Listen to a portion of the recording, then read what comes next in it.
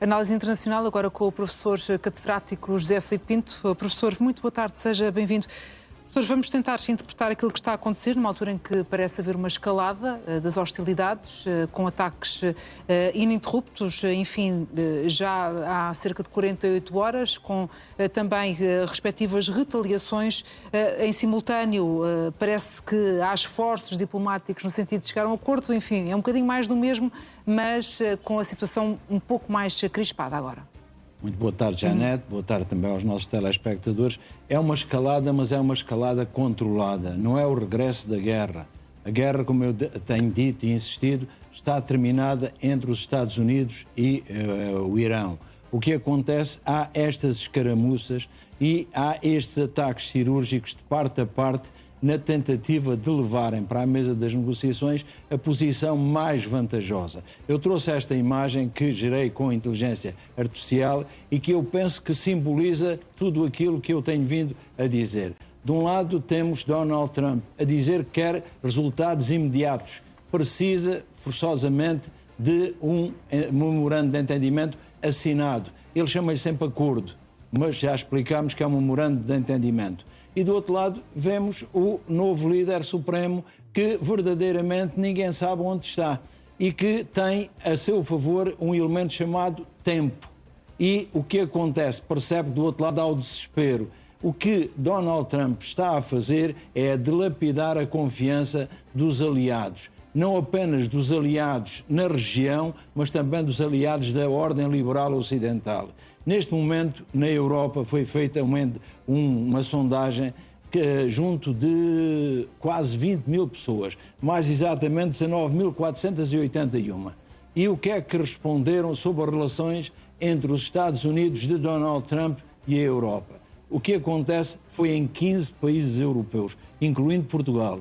Só 11% dos inquiridos é que disseram que continuavam a ver os Estados Unidos como aliado, enquanto que 25%, é um quarto, passaram a ver os Estados Unidos de Donald Trump como ou um adversário ou um rival. Mas atenção, separaram os Estados Unidos e Donald Trump, porque todos anseiam pelo fim do período em que Donald Trump está na presidência. O problema é se Donald Trump tem tempo para instalar aquilo que se chama, ou instalar aquilo que se chama o trumpismo, e, portanto, o novo presidente seguirá, portanto, uma linha muito próxima da dele. O que acontece, e é a imagem, voltamos à imagem, é que ninguém sabe onde é que está o líder supremo. Estão ali as hipóteses todas que eu lanço. Pode estar escondido, pode estar num túnel, ou pode, inclusive, estar num outro país. E a máxima dele é: eu tenho tempo. E é evidente que ele vai buscar uma frase que era do primeiro líder supremo, portanto, que não era Khomeini. E o que é que dizia Ali Khomeini? Que a vitória é de quem souber esperar. E agarra-se a quê? Nessa sustentação de excesso de tempo, no fundo, ou não necessariamente excesso, mas pelo menos de ter tempo para aguentar esta situação? É que tem uma população habituada ao sacrifício e que acredita muito na vida para além da morte. E, portanto, está disponível para lutar pelo seu país. E a grande vitória do regime foi transformar aquele ataque dos Estados Unidos e de Israel a uma ameaça existencial ao Irão. Não ao regime, mas ao Irão. E o grande problema de Donald Trump vem desde o início. Janete, quando os objetivos não são definidos de uma forma clara, isso levanta problemas a nível da estratégia. Nós já aqui falámos em 4 estratégias de Donald Trump.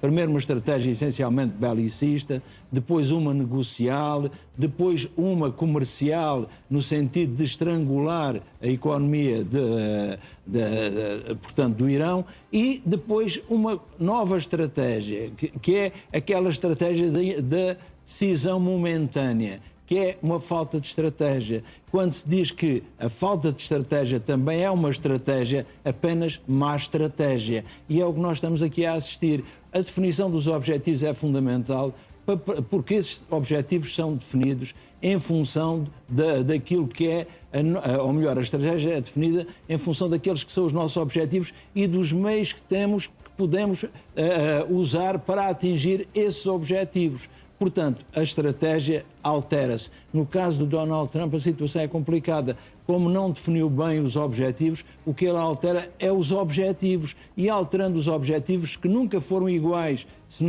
entre ele e Israel, desde o início, ao alterar estes objetivos, o que é que acontece? Vai apresentando como vitórias diferentes elementos. Um dia é de conseguir libertar o Estreito de Hormuz, já falaremos porquê. Outro dia é conseguir que o Irão não tenha arma nuclear. No outro dia é dizer que consegue a transferência do urânio enriquecido e tirá-lo do Irão. Portanto, nós não percebemos claramente qual é o objetivo e provavelmente nem Donald Trump sabe qual é o seu objetivo. Poderão ser todos esses juntos, não é? Todos juntos. Sim. O problema que está é a pressão que ele tem. É a pressão do quê? Hoje começa o campeonato do mundo de futebol. Repare, os Estados Unidos é o principal dos três países anfitriões. E isto depois levanta um problema grande. É que é preciso estabilidade.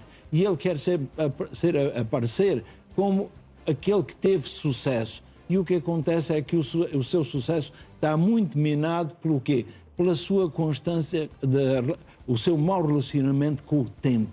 Ele tem uma ideia, primeiro era 24 horas, depois passou a adorar a expressão 15 dias, mas nós percebemos que Donald Trump, a relação dele com o verbo e o ato é muito diferente. Ele ameaça, mas não efetua.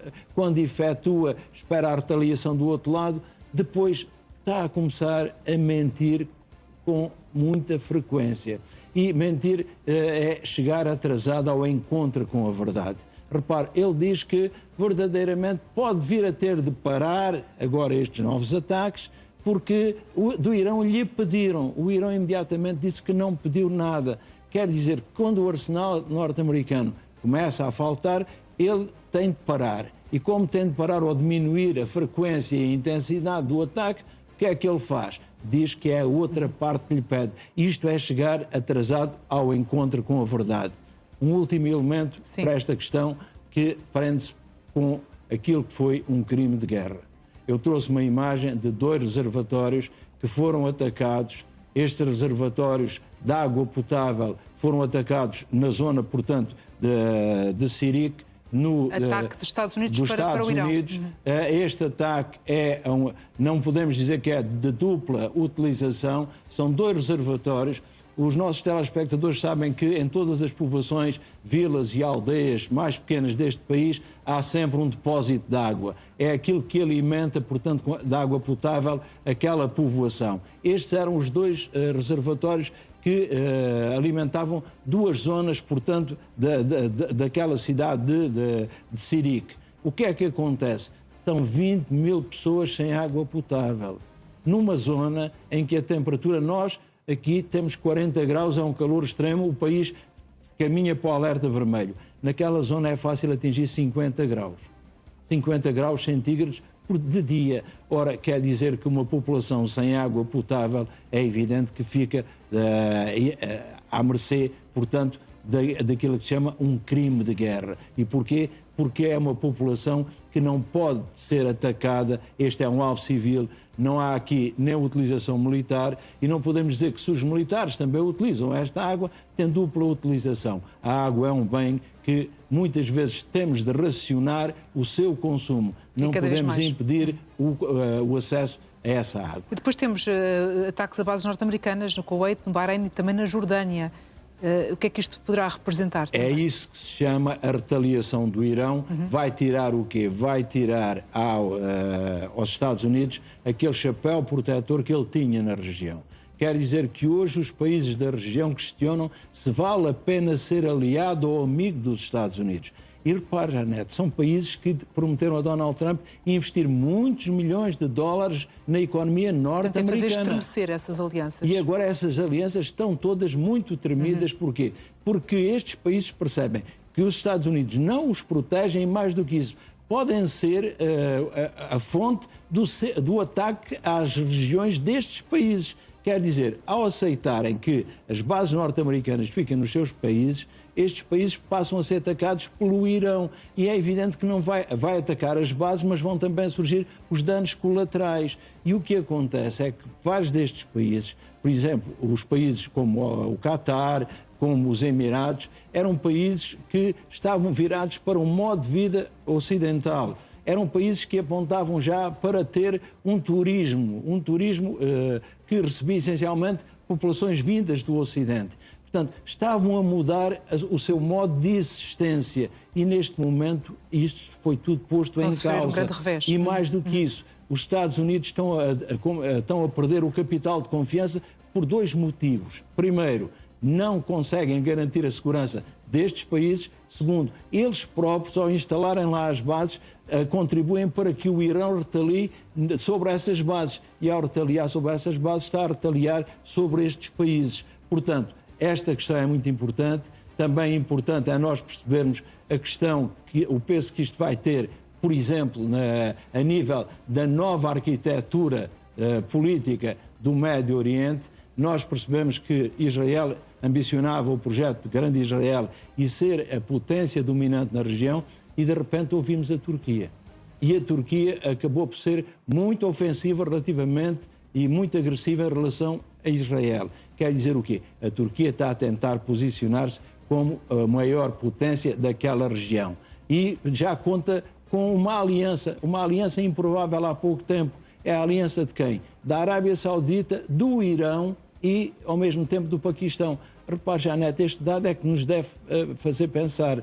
O Irão está a bombardear países vizinhos, mas há países vizinhos, como a Arábia Saudita, e mesmo a Turquia, que se mostram disponíveis para terem uma relação privilegiada com o Irão. Este é um dado que temos de acompanhar com muita atenção. Muito bem, professor. E temos também sempre que acompanhar com muita atenção aquilo que é publicado por Donald Trump, ele que acaba de fazer uma nova publicação em que diz que os Estados Unidos vão atacar o Irão com muita força. É uma nova ameaça e já esta noite diz também Donald Trump que em algum momento, não muito distante, vão os Estados Unidos tomar a ilha de Karg e também outros pontos de infraestrutura petrolífera iraniana, assumindo o controle total dos mercados de petróleo e de gás, tal como fizemos na Venezuela, o que está a funcionar de forma brilhante tanto para a Venezuela quanto para os Estados Unidos da América. Obrigada pela atenção a este assunto, Donald Trump.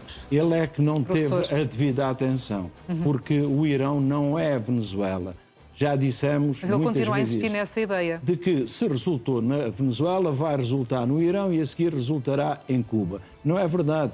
Cuba tem uma situação, a Venezuela tem outra e até há alguma proximidade. O Irão é uma novidade completamente diferente e ele não terá nunca o sucesso no Irão que teve, por exemplo, na Venezuela, em que nós de repente deixamos de falar de um presidente que foi eleito e que de repente foi retirado do país e está à guarda da justiça norte-americana. Donald Trump, quando eu digo que ele chega muitas vezes atrasado ao encontro com a verdade, repara, ele teve necessidade de dizer que tinha feito uma missão secreta no Golfo de Hormuz e que nesse Golfo tinha conseguido fazer passar 100 milhões de barris de petróleo.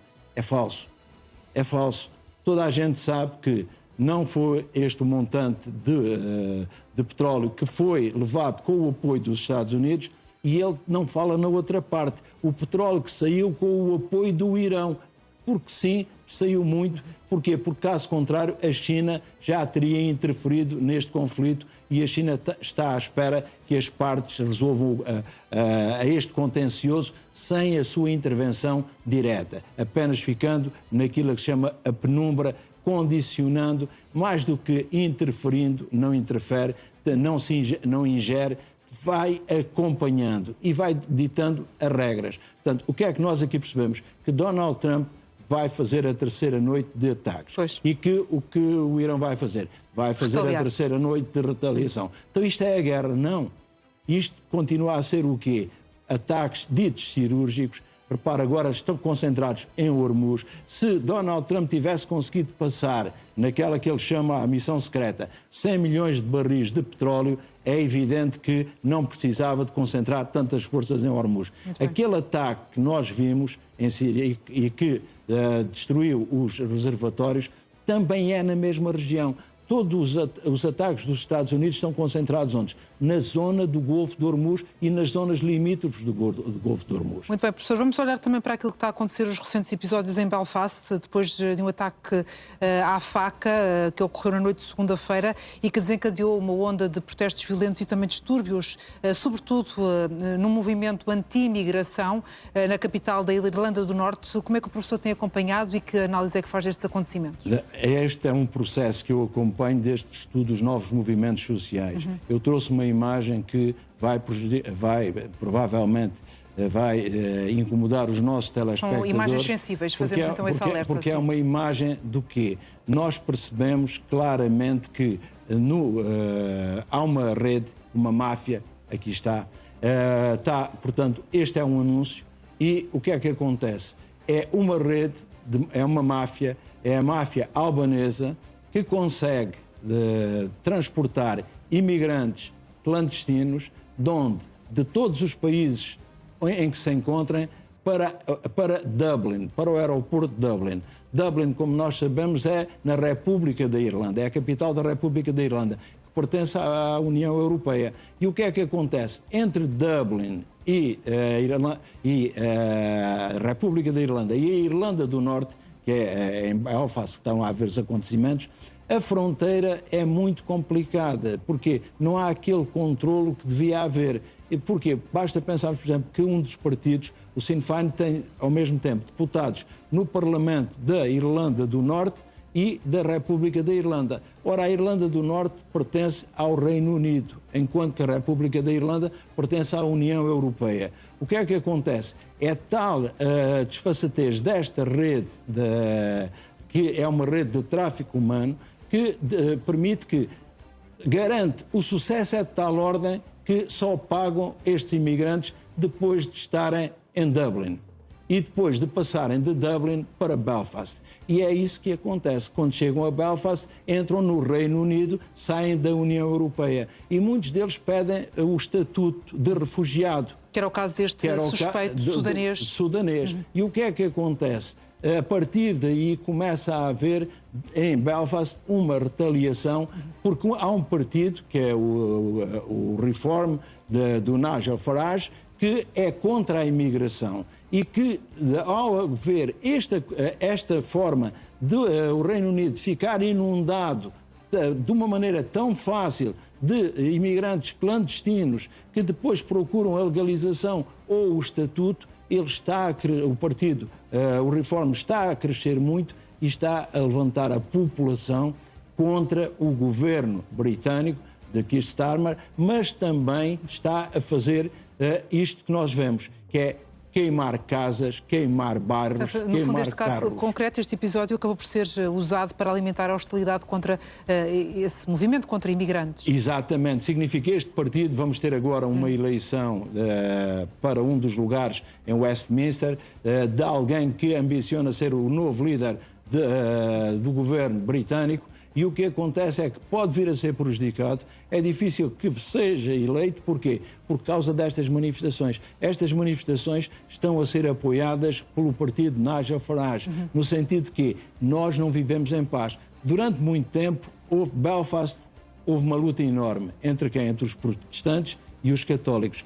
Qual é que é o grande problema? É quando agora, em Belfast, aparecem protestantes e católicos de clubes rivais, clubes de futebol rivais, aqui na mesma manifestação contra o quê? Contra esta política de portas abertas, e é mesmo portas abertas. Separados no futebol, mas unidos de facto nessa questão. Unidos contra o quê? Contra esta invasão que verdadeiramente vai levantar muitos problemas a Keir Starmer e provavelmente lhe vai custar o lugar.